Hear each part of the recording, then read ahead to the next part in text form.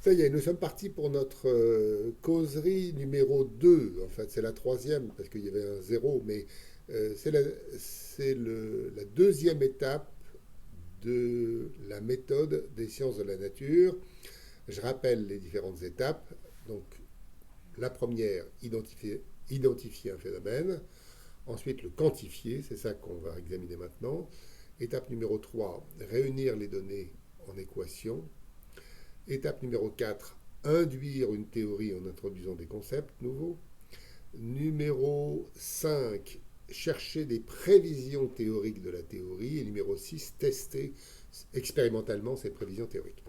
Alors là, on est donc à l'étape 2, quantifier le phénomène que l'on a décidé d'explorer. Je rappelle que l'objectif, c'est pas de quantifier, l'objectif final, c'est pas de quantifier, ça c'est justement juste une étape dans le chemin. Non, l'objectif final, c'est de faire des découvertes. Hein. Et les découvertes, c'est pas prévisible. Donc, nous suivons un chemin et à chaque moment, nous essayons de dire où est la découverte, où est la découverte, et de bien voir cette découverte. Alors, il y a des gens qui parlent de sérendipité pour les découvertes. La sérendipité, c'est en gros la chance qui sourit aux esprits préparés. Cette phrase est antérieure à Louis Pasteur, mais effectivement, quand de temps en temps, quelqu'un qui est prêt à, à voir quelque chose d'inattendu peut faire une découverte. Bon. Euh, il faut s'y arrêter, c'est-à-dire que on en verra une plus tard. Je ne vais pas m'éterniser beaucoup dessus. Simplement, donc, je veux revenir à cette question de la quantification.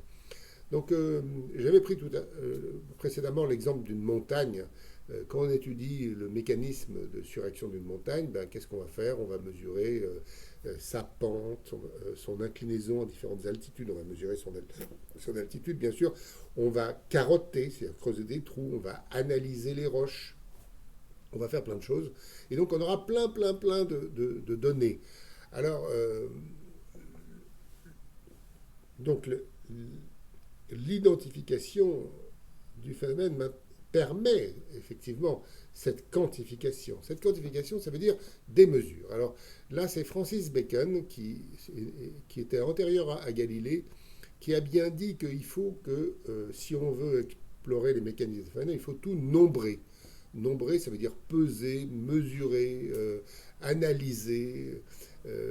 Et c'est ça que, par exemple, pour la gastronomie moléculaire et physique, on commence par tout mesurer. Par exemple, on explore la torréfaction du café. Donc, on prend un grain de café vert, il va devenir brun. Ben, on va mesurer la couleur à différentes étapes. Ensuite, on va considérer, par exemple, on va broyer ce grain et on va obtenir des compositions différentes. Alors pour ça, il faut faire de l'analyse chimique. Alors l'analyse chimique, ça veut dire il va falloir utiliser des méthodes d'analyse. Alors ça peut être de la spectroscopie UV visible, infrarouge, ça peut être de la résonance, des méthodes de chromatographie, ça peut être de la résonance magnétique nucléaire, ça peut être plein de choses. Ça peut être des faisceaux de neutrons. Si on a besoin, on va dans un accélérateur de particules et on utilise des faisceaux de neutrons. Il y a plein de possibilités analytiques et évidemment, les méthodes d'analyse doivent être choisies en fonction de ce qu'on veut faire.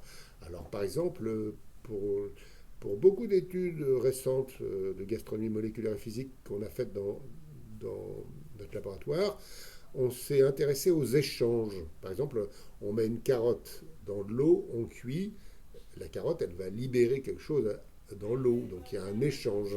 Mais pareil, si on met du café avec de l'eau pour faire un café boisson, ben, il y a bien un échange entre la poudre du café torréfié et l'eau.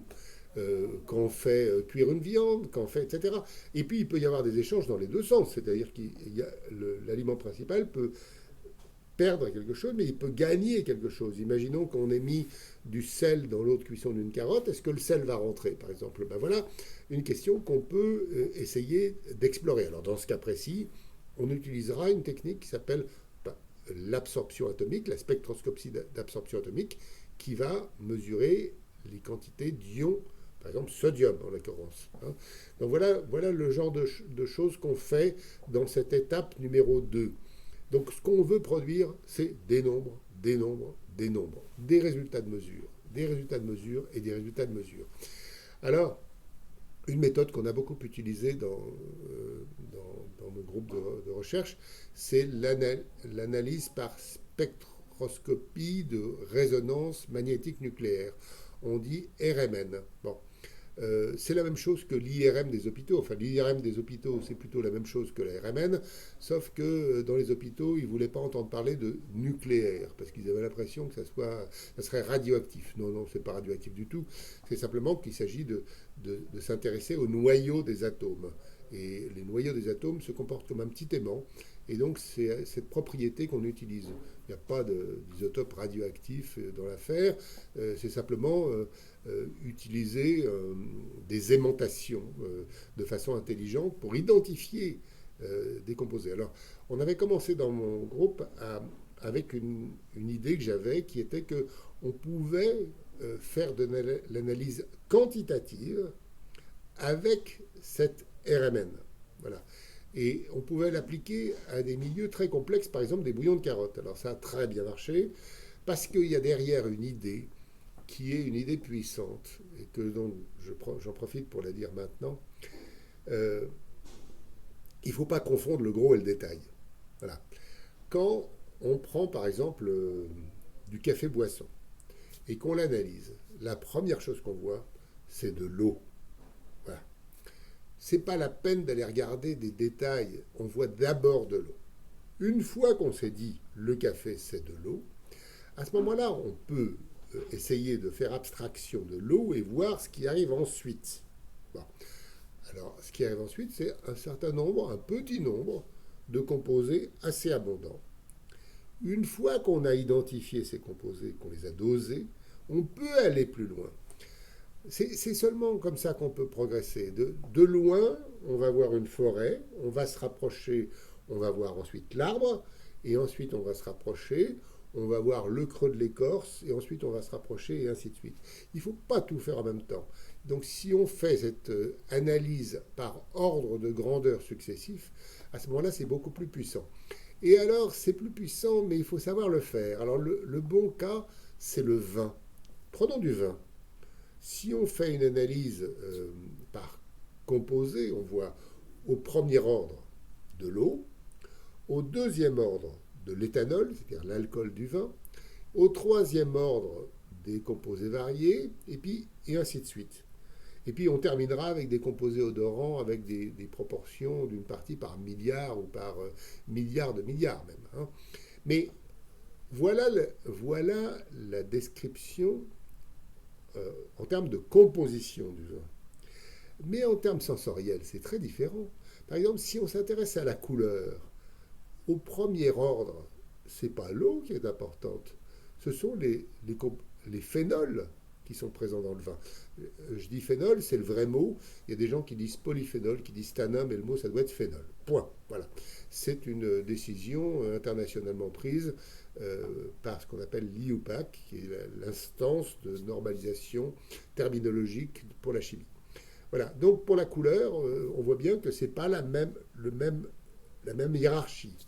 Si on prend maintenant la saveur du vin, ben, l'eau, c'est pas très important, mais l'éthanol, lui, il va être très important. Et puis ensuite, il y aura autre chose. Là, il y aura des tanins en particulier, qui peuvent être soit amers, soit astringents, etc. Si on prend maintenant l'odeur, ben, c'est pas les phénols qui sont importants, c'est pas l'eau. L'éthanol est très important. Et puis ensuite, il y a tous les composés odorants qui font le bouquet du vin. Donc on voit bien que cette idée des ordres de grandeur successifs est une idée très puissante qui doit être mise en œuvre dans cette étape numéro 2 de la quantification des phénomènes. On quantifie par ordre successif, sans quoi on se perd, on s'égare, complètement. Alors, la résonance magnétique nucléaire, donc nous, on a appliqué ça au bouillon de carotte, au café, à mille choses, même à la carotte elle-même, à de la viande, notamment parce que j'ai introduit une idée qui est la RMN, donc je le dis plus rapidement, quantitative in situ, c'est-à-dire que les chimistes, souvent, pour analyser des composés, ils les dissolvent dans de l'eau deutérée ou dans du chloroforme deutéré, c'est-à-dire des molécules où un atome d'hydrogène a été remplacé par un atome de deutérium, qui est un isotope particulier d'hydrogène. Et ça imposait pour nos études d'aller faire une extraction pour ensuite remettre dans ce milieu-là. Mais je me suis dit qu'il y avait peut-être, avec cette idée des ordres de grandeur, c'était peut-être pas nécessaire. Et l'expérience m'a prouvé que j'avais raison. Et c'est comme ça que j'ai découvert la RMN, Quantitative In Situ. Une méthode pour aller produire des données utiles pour nos études de gastronomie moléculaire et physique. Donc, je quitte cet exemple très idiosyncratique maintenant pour revenir à cette étape numéro 2. Une fois qu'on a des phénomènes, il faut les mesurer. Les mesurer. Produire des tas de nombres, donc des tableaux de nombres.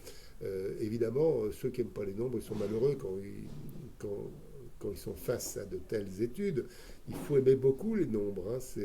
C'est ça la science. S'il n'y a pas de science de la nature, s'il n'y a pas des nombres, s'il n'y a pas des mesures, s'il n'y a pas du quantitatif, sinon on fait autre chose, on raconte autre chose. Mais là vraiment, on est bien lancé dans cette exploration des mécanismes des phénomènes si on a des nombres. Voilà. Donc rendez-vous ensuite pour la prochaine causerie qui sera consacrée à qu'est-ce qu'on fait de tous ces nombres.